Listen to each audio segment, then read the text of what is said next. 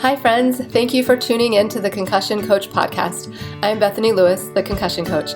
I'm a neurological occupational therapist and certified life coach, and I specialize in guiding people through their concussion recovery journey. I am passionate about helping people understand their injury, speed up their recovery, and reclaim control over their life post-concussion. The purpose of this podcast is to help increase awareness of concussions and the impact they can have on a person's life, and to bring hope to people who have suffered a concussion and those who love them. I firmly believe that sharing stories and knowledge about concussions will bring important light and understanding to this misunderstood and often invisible injury. The information in this podcast is meant to bring that awareness and hope and is not meant as medical advice. The opinions shared are those of the interviewees and my own. If you are suffering with lingering concussion symptoms, I have created a concussion coaching program specifically for you. I will be your mentor to guide you through your recovery journey, offering help with understanding and managing your symptoms, setting achievable goals, and learning how to manage your own thoughts and nervous system in order to get control over your life again. If this program sounds like something that would help you or someone you love, sign up for a free consultation. In the consultation, you'll get valuable information and resources and gain hope for your future. Sign up for your free consultation at the link in the show notes or at my website, www.theconcussioncoach.com. Hi, friends. Welcome back to the Concussion Coach podcast. Today, I am happy to be bringing on for a second time my guest, Allison Moir-Smith.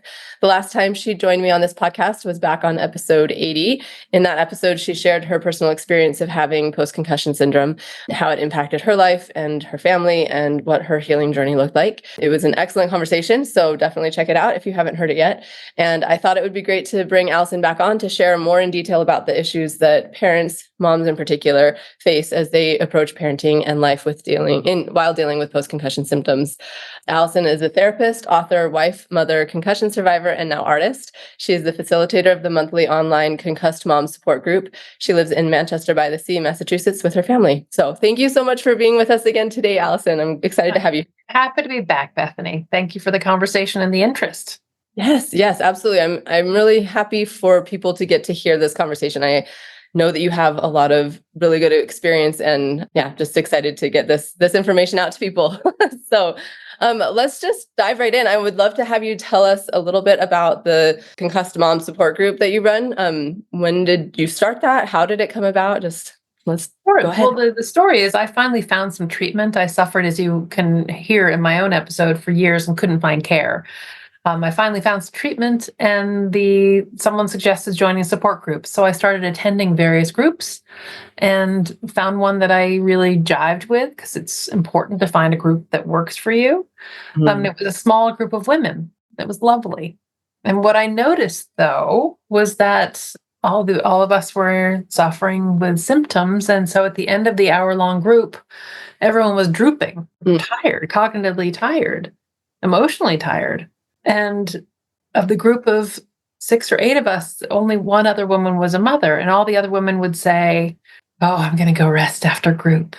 And the mother and I would look at each other and we go, We had to do pickups. We had to bring people to practice. We had to do play dates, and we had to drive people, and we had to do laundry. We had dinner that had to be at a certain time. And it's just, that was the moment when I learned how different it is to be a concussed mother than and in charge of a family.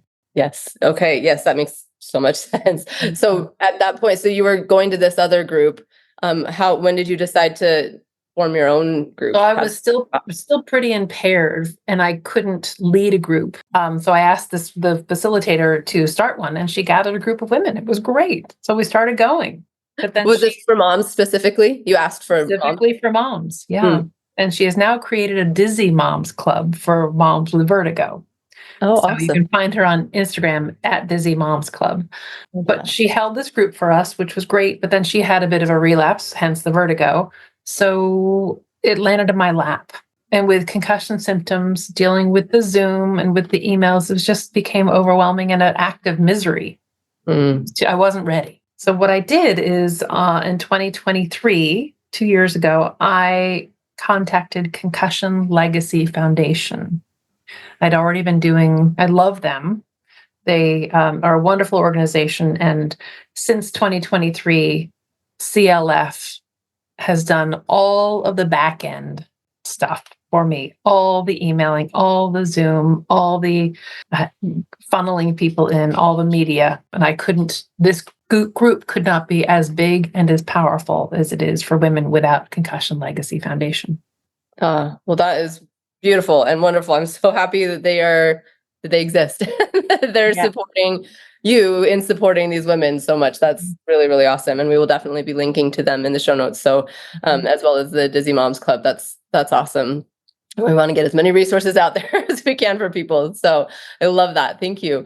And I know is there more that you'd like to share with us or tell us about the Concussion Legacy Foundation? I know you're a huge fan. Yeah. So tell me what they do. Volunteer, donor. Concussion Legacy, just a tiny bit of background, started in 2007.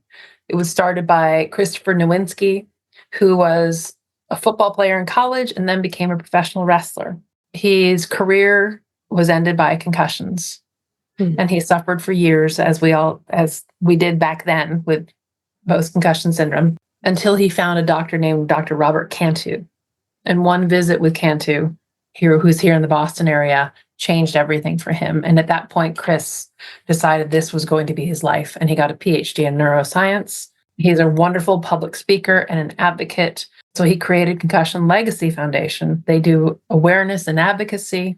They're very involved. They're co-leaders of the Boston University Brain Bank, where they are studying brains of most football players. You hear about these people who find out they have stage X, 3, 4 CTE. That's where it happens.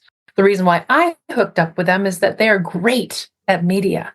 Every time there's a terrible concussion, you see Chris Nowinski's name in the New York Times, and he does tons of podcasts. He's just great at getting the word out about concussion and the impact.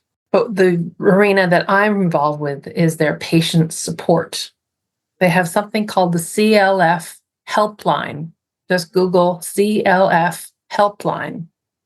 And there are 3 different resources available there. Number 1, they can help you by filling out a form and then meeting with them, help you find better local care where you live. That's huge. Internationally. They can do the Googling, they can do the work, they have the contacts. They also offer one-on-one mentorships. I've been a mentor to 3 women with concussions. So you just get a concussion buddy who is further along the road than you are. And you meet for 30 minutes once a month or 2. And the closeness of that helps a lot. Wow. And the third thing they do is they offer support groups. 6 different support groups that meet monthly. One of them is the Concussed Moms. The other one that I promote strongly in our group is one called The Impacts of Brain Trauma on Families. So this is for spouses, partners, caregivers, parents of children with concussion, siblings of children with concussion, and PCS and CTE.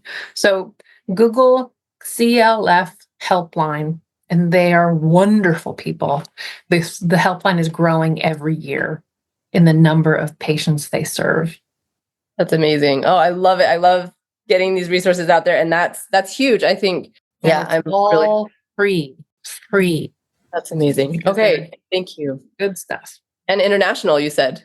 I think so. There's also a Concussion Legacy Foundation Canada. Okay, they have their own organization. Okay. Well, I love this so much. Yeah, that finding better local care, one-on-one mentorship support groups, especially for family members, like this is like huge. That's fantastic. So check that out, people. And we will, again, put links in the show notes for this. So thank you for sharing that. Now let's talk a little bit about the support group that you run. I was looking at the website and saw that there are a few stats about the women that come to your group. You said that it's consists of moms in their 20s to 60s with kids ranging from infants to early 30s. And on the website, it says no one had symptoms show up fully until after 7 days, and all were told by providers that they would be fine in 3 weeks. It took over 2 months for all of them to get any sort of treatment. They found it impossible to communicate to their loved ones, much less medical providers, the extent of their brain's malfunction. And 100% of the group experienced concussion care as focused on youth and male athletes, specifically football players, not mothers with children. So I think it's really good for people to hear that this is the experience of the people that you've been meeting with. And I imagine that these experiences are not atypical. So I would love to go through each of these points and just kind of have you share your thoughts and insights on each one. Yeah, as we go through. So let's talk about that. None of these women, actually, first, I'm curious just how many people tend to show up on it's monthly, you said, right? Monthly. It's monthly. And right now we're getting between 15 and 20 every month. Awesome. Okay. Yeah. And in their 20s to 60s with kiddos. So yeah, it said that no one had symptoms show up fully until after 7 days, and they were all told that they would be fine in 3 weeks. That's pretty consistent across the board, what you've seen, people's experience. Both of those things, because we know that women's symptoms take longer to bloom. We don't get knocked out and then wiggle on the field the way that we see the football players do. Sometimes, first of all, we're mothers, so we keep going. And for me, it took a whole week before I realized kind of what a disaster I was and what pain I was in. And that's pretty universal. So there's that. There's also the women also getting dismissed as this is menopause, or it's emotional, or it's anxiety. They get treated for psychological symptoms when they're actually physical symptoms. And that's pretty much across the board. Or they are over medicated. They're given too much medication. I mean, they're just not being listened to. And then the other piece, which I'm jumping ahead, is that you or your spouse or someone Googles concussion clinic, and all you see are children and men being treated. There's no one holding a bag of groceries. There's no one with a child on their lap. They're completely not relatable. I remember feeling these people can't help me. I'm not a youth soccer player. I'm not a professional college athlete. So we're not heard. We're not listened to. Our symptoms take longer to show up. We are told it's a psychological problem. And then accessing care is there's so many barriers for women. It's so interesting. I'm glad that you're out there advocating and making this more known for people. And I hope that people listening are taking note. This is a thing that is happening. And it makes sense because the concussion, the media coverage and the information that's out there is around kids or athletes. And I mean, a lot of women, you got your concussion doing a sport, but like doing skiing. But even if the women are getting their concussions through a sport, it's still not the same as the treatment that is getting. Well, I've met brains are the same as well. Brains are not the same, but the treatments that are needed, I think, will be helpful for men and women. But the care, there's a whole person. You need to look at the person holistically. And there's so much more individualized care that needs to be happening. So I'm curious. If you go to just a men's or generic concussion doctor, they may not be thinking about where in your menstrual cycle, what was happening hormonally, because that impacts how bad your concussion is. I will leave this to you because you know this stuff, but if you're menopausal, you are losing estrogen. I think that affects how bad your concussion is. If you're having your period or not having your period, I mean, I should know this, but where you are in your cycle affects the severity of your concussion. Tons of data on that. I think that's so important to put out there. Thank you so much for saying that. And again, people, it's not something that is well known, I think. Right. So if you could link to the studies, they're mostly about soccer playing girls, but it's out there. Okay. We'll put some links in there. So it's so fascinating. And that's something that I personally I feel like this is a whole area that I don't have enough knowledge on. So anything that you want to share, I would love to have out there. Just how really hormones, how hormones impact it. And the cycle, all of these things that again, people don't even think to ask about, but can definitely be impacted. We talked about, do you know why it took over 2 months for your people to get treatment? Any sort of treatment, it says. Well, a lot of it's the denial that when you get hit as a mother, there's no stopping. We'll talk about this later, but you just want to move forward with your family life. You just this is not happening. And as the symptoms get worse and worse, the denial gets stronger and stronger. Yes. So, and the other piece is we can't access care because we can't even Google. We cannot be the women who not down the doctor's doors because we can do that for everybody in our family. But we have brain injuries. And when you have a brain injury, I couldn't even look at a screen for months. So I couldn't be me. Yes. I couldn't advocate for myself. I couldn't even find the words to explain to people how I felt. And the way I describe it is, in the darkest, worst times, I felt like I was at the deep end of a swimming pool, lying on the ground, on the bottom of the pool, through 14, 15 feet of water, trying to communicate with my family who were up on the pool deck. And I was trying to tell them, this is what I'm feeling. I can't, it was just trying to show, I was trying to shout through 14 feet of water. And you can't heal yourself when you're trying to shout through, get your message through. No one can hear you because you can't put words to what you're feeling because you have a brain injury. Yes. Okay. So that makes sense. And it makes sense too that the next point there, that it was impossible to communicate to loved ones or medical professionals the extent of this injury and how it's affecting you. So that's part of why it takes so long to get that treatment. So that makes a lot of sense. It makes a lot of sense. And okay, well, I think, yeah, thank you for sharing those statistics about your people and what you're finding. And obviously a concussion is hard on everyone who experiences it. Anyone who has one, it's a challenge and it affects the whole family. But as you mentioned before, a mom's experience of concussion is unique. So based on what you've observed and experienced, what are those challenges that moms face that other concussion survivors might not experience? Well, there is no rest. There's no rest. There isn't rest for any mother on the planet. So you're told the bad news, the old information is to rest. We know not to do that all the time now, but even to get minimal rest is challenging as a mother. So resting is difficult. Even the appropriate amount is difficult. The household care and feeding of your family does not stop because of your concussion. The cupboards get bare. You have to go to the grocery store. And my grocery store has black and white checkered flooring. And you have a cart and there are 50,000 items you have to choose among. And there's lighting and there's squeaking. So you're this land of overstimulation to do what you do. Most mothers go through a period where they abandon shopping carts. They just have to flee the grocery store due to overstimulation. Now, obviously the solution is get somebody to do your shopping for you. But if you're underneath 14 feet of water, you can't cognitively do the work of getting your shopping list together. So it's just this impossible mix of not even being able to articulate the help you need. So therefore you can't get the help you need.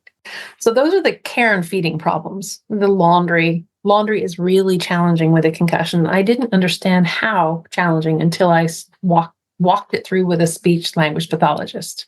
And the cognitive demands of gathering the laundry and bringing it down 2 flights of stairs and then separating out colors to get the red ones out and then doing one load and transferring and then remembering to transfer. And the worst for me has always been folding.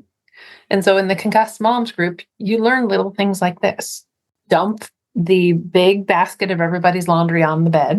That's one task. Then you take a break. Then you separate the clothes into every person's pile. And then you take another break. And then you fold one person's pile and you take a break. And then you fold another person's pile and you take a break. So because it just cuts down on some of the cognitive load.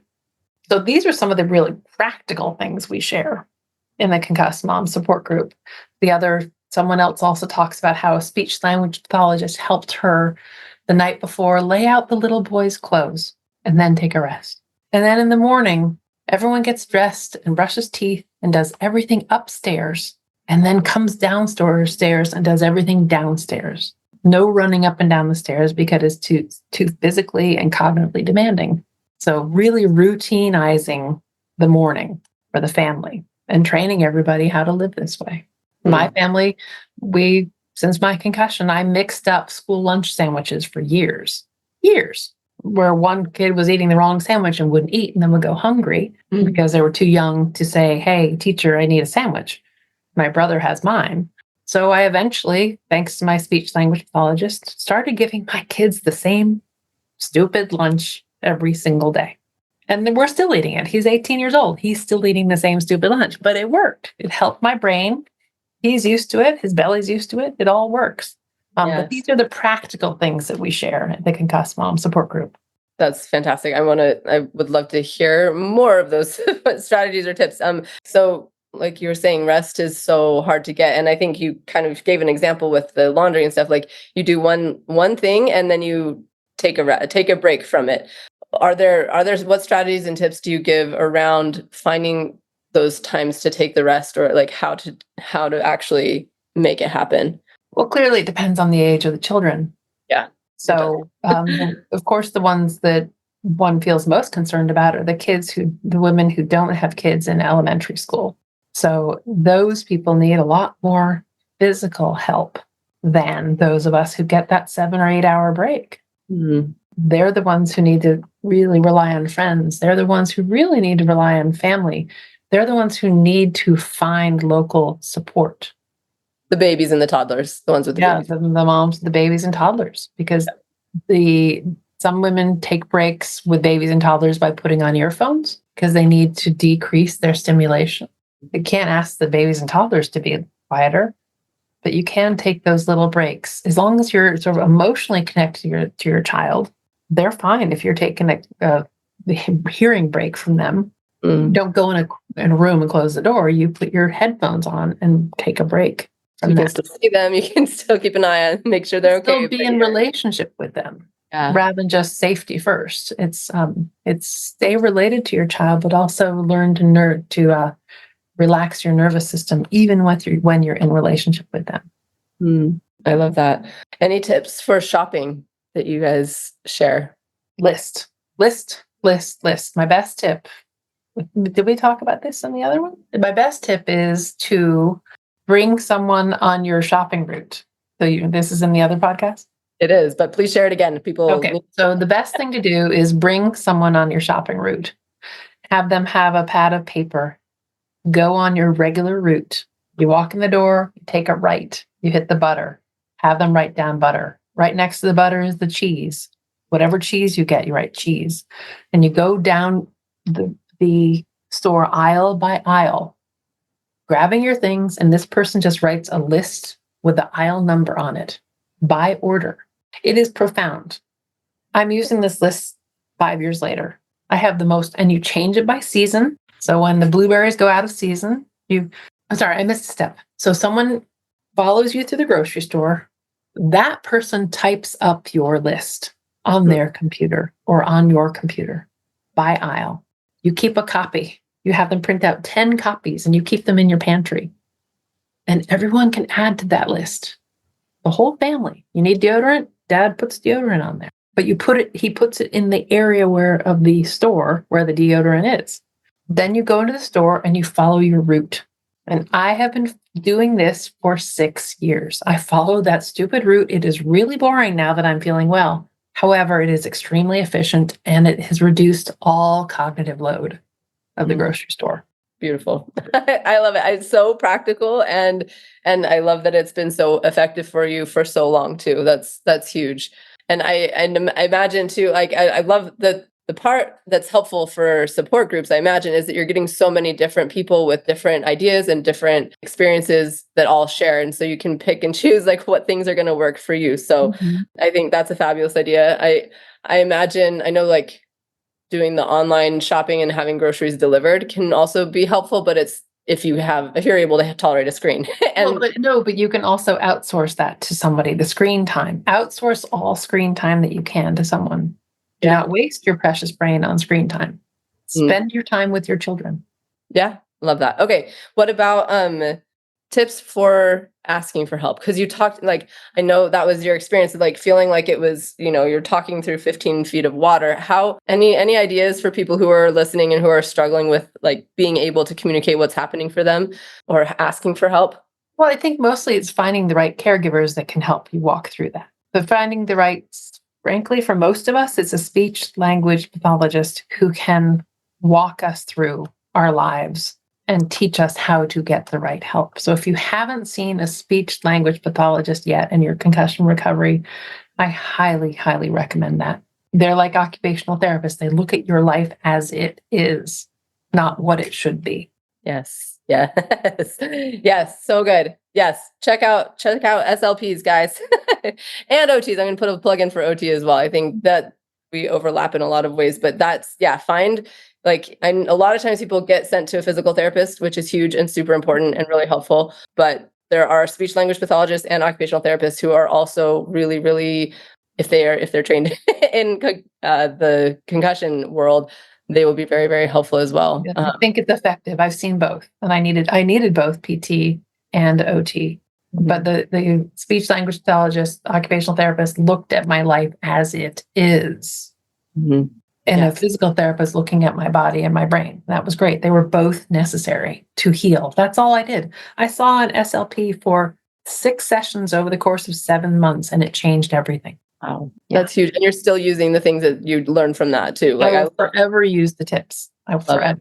Yay. Thank you, all you speech therapists out there, speech language pathologists. We appreciate you. And I've interviewed a few of them on my podcast as well, so we can link to some of those. But find an SLP in your area. And Concussion Legacy Foundation can help you find one wherever you live.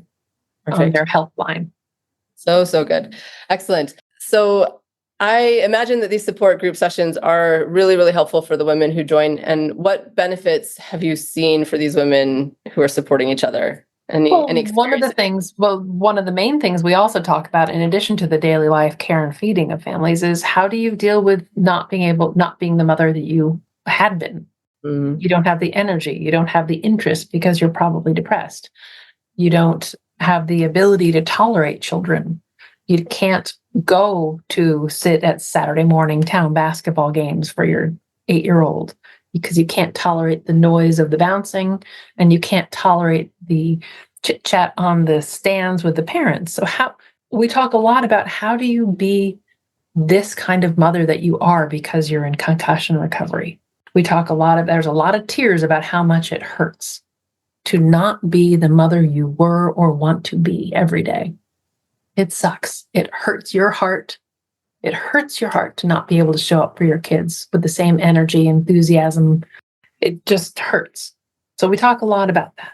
You also feel really guilty because you want your kids to have what they had, what they're used to. You want to be there.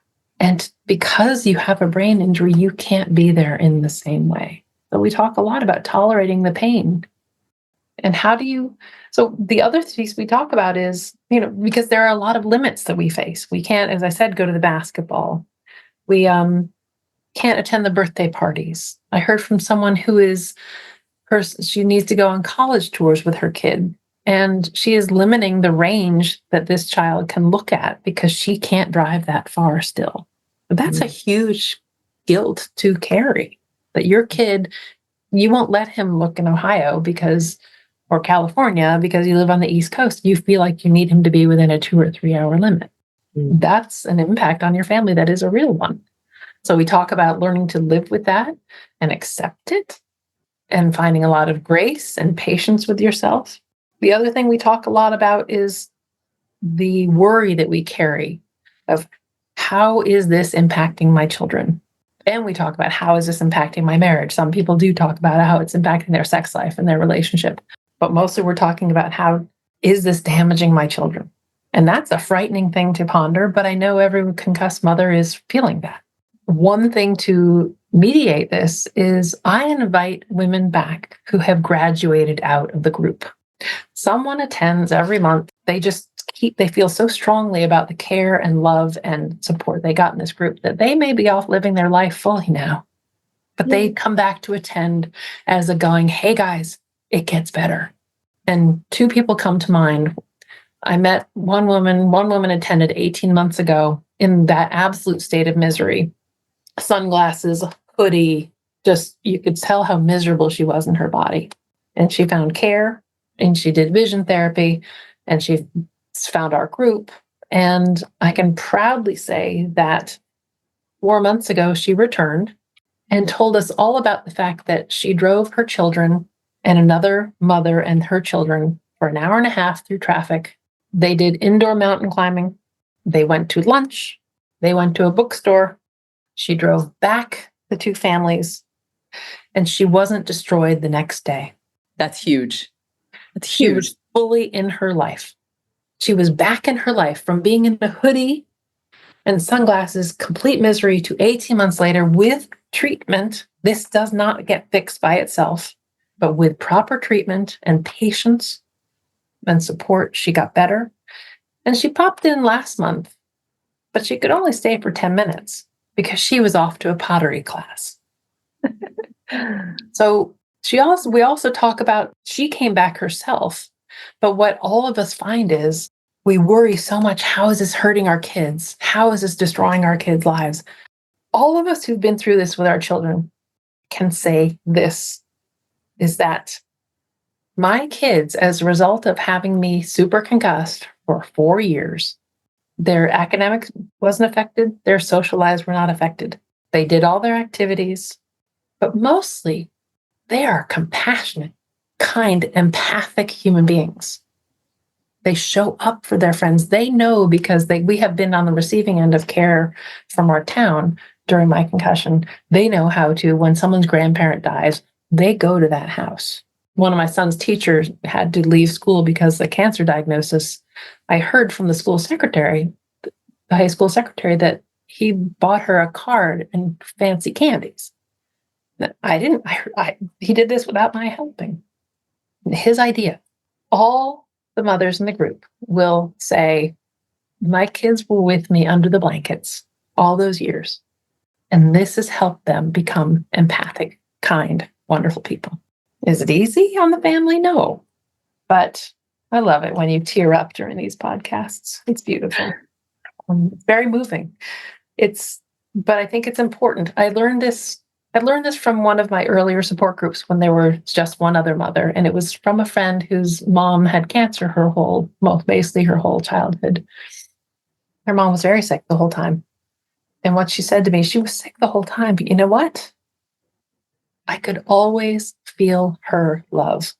So if the best you can do that day is be with your 4-year-old, and your 4-year-old is snuggling on the couch with you and reading books to you because you can't read, you're there. Your child can feel your love.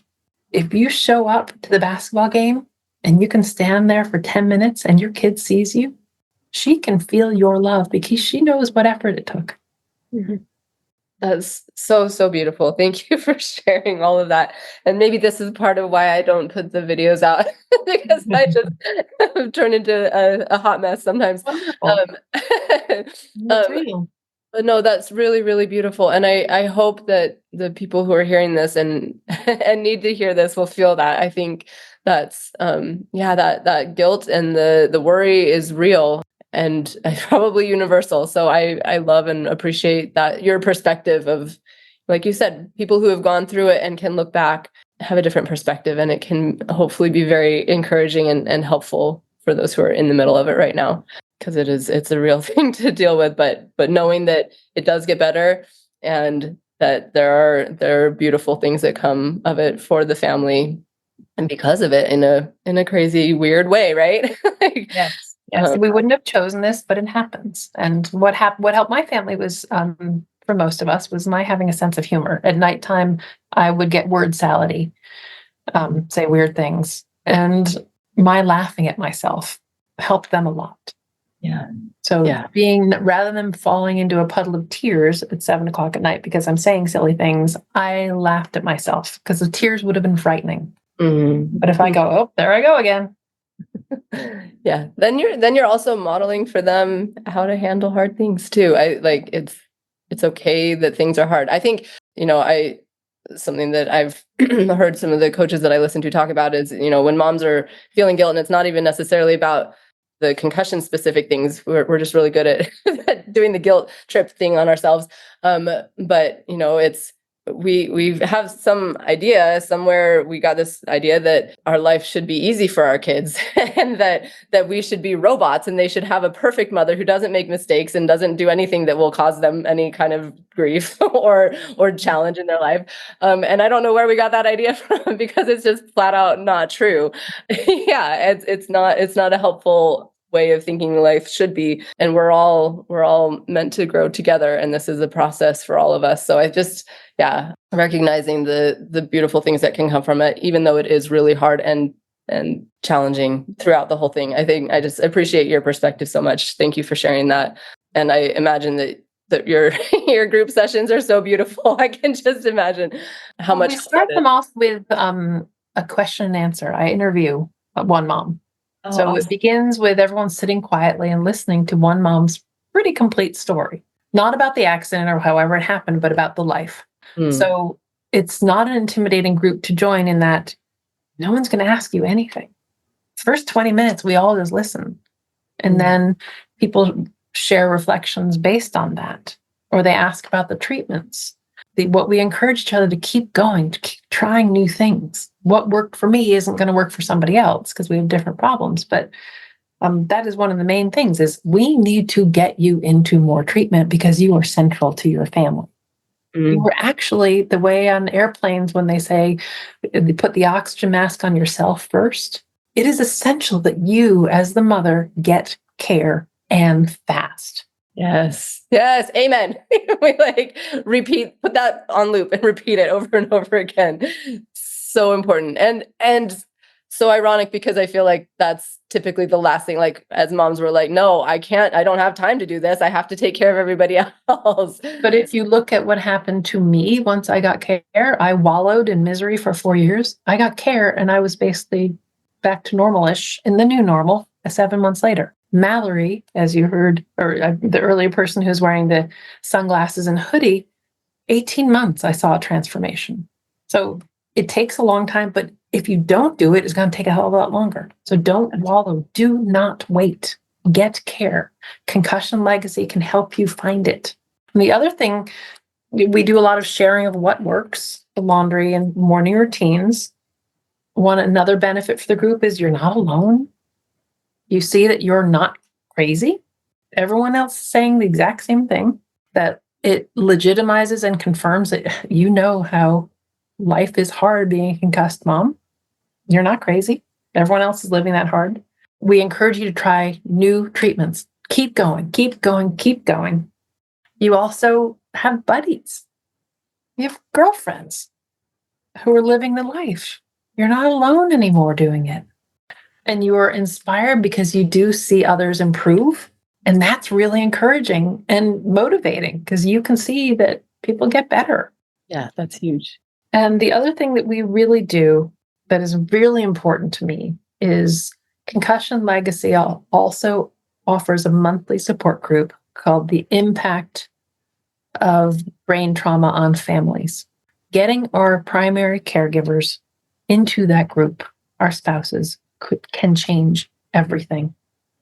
Because your partner, your mother, whoever is your main support, will finally see, because if you're under 15 feet of water, you can't articulate it.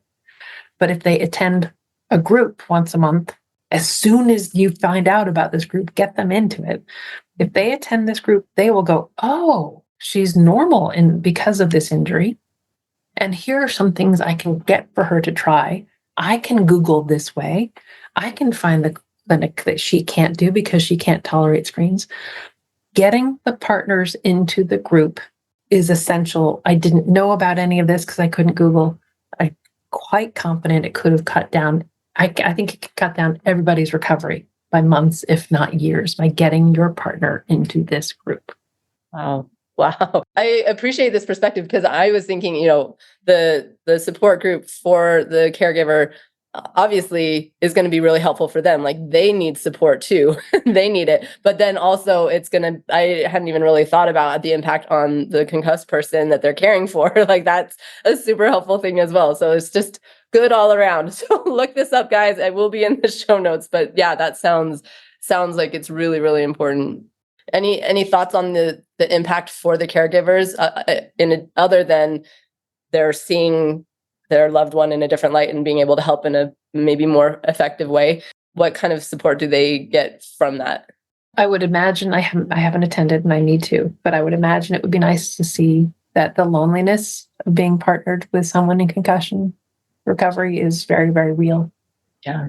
You're that person. They talk about, in that group, they talk about ambiguous loss, which means that person is different. They are there in body. I was there in body for 4 years. But as you can see, I've got a lot of energy in life and I had none of it. So my husband was lonely. I was lonely for him, but I was underneath the bottom of 15 feet of water. But he was lonely for me. And there's a lot of anger that comes with caregiving. All this is normal. And the concussion recoveries are prolonged. If you have a friend, someone breaks an arm, you got a week of caregiving. My husband had 4 years of me. That's tough. We're great. Marriage is great. We're really good now. But concussions impact marriages. So wouldn't it be nice for someone to hear, oh, it's normal to feel lonely. Oh, it's normal to feel angry. When I'm angry, when I want to reach out, here's what I do. Yes, so good. And I think too, something that I've talked to a few people who have a spouse who has been dealing with brain injury and all that comes along with that. It's lonely and it's hard because that relationship is such a sacred, like a private relationship. Like a lot of times people don't feel like they can talk about what they're dealing with or what their spouse is dealing with without it feeling like a breach of privacy or like they're complaining about things that they feel like they shouldn't, I think that having a place where other people are dealing with the same thing could be very, very helpful and give insight and hopefully some peace or just understanding. Yeah. So it helps both the partner and the concussed person by accelerating the care. Yeah, well, that's huge. Beautiful. Thank you for that. I'm so grateful for all of this information. We'll definitely be trying to make it available for people on the show notes, but definitely if you're listening, Google it, look it up. Let's get you guys the help that you need. And is there anything else about the support group or anything else that you've learned from this general experience that you'd like to share before we jump into another topic? Well, the Concussed Moms Support Group is raw. People bring difficult things there because it's a difficult experience being a concussed mother. So there will be tears. That is normal. It is okay. It's great to have a place where people really understand who think the dark thoughts that you think. Mm-hmm. We also end it with this. We end it with, as concussed as you feel, as symptomatic as you feel, are you giving and doing your very, very best for your family every single day? And if that means just saying to your kid, hey, come snuggle in bed with me, if that's the very best you can give your day, your kids can feel your love. So if you are giving your best, you need to remember that. As a mother, I'm pretty darn sure you give your absolute best every day, and it's going to look different because you're day-to-day in concussion recovery. Yes. But I think that's so important. Yeah, you have to remember that you are always giving your best. And it's okay that it looks different. That's how it has to be. Yes. Yes. It's beautiful. And the children can feel that. I think that's so true and so beautiful. Thank you so much for sharing all of that. I know that in addition to this supporting concussion survivors through the support group, you do other things. I'd love to have you, I know if people listen to the other episode, they'll hear this as well, but any other other ways that you support people through who are dealing with post-concussion symptoms? Yeah. There are two ways. I have become, because of my concussion, an artist. I do art every single day and it helps my brain every day. I started in coloring books 4 years ago, and now I'm doing oil portraits live with nude models. So I've come a long way, and it's cool to see my brain heal. But if you do as much art as I do, you generate a lot of art. So I send out free cards to anybody who's going through concussion recovery. I call them keep going cards. They're just very cheery little abstracts. So if you'd like to receive a keep going card, I send them all over the world. I sent them to Germany and New Zealand and Australia. And so do not be shy. Contact me through Instagram, which is at Concussion Recovery Art is my Instagram account. So I send out free little tiny paintings, and quarterly I teach a free online painting class through Brain Injury of South Carolina. I didn't know that one. That's awesome.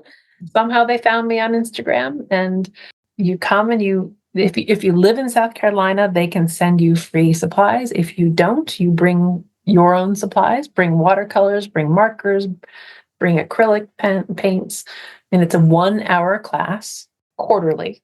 So go to their Instagram. And what we do in every single one of my classes that I teach is we have a photo that we work from, and we do that painting 2 times. 2 times. It's fast and it's furious. And here's the reason why. Because if we do one painting in 1 hour, we're going to get caught in the weeds and trying to be perfect. But if you do one painting for 20 minutes, then you have the opportunity to do it again. And you don't have to live with that feeling, oh, next time I'm going to do this.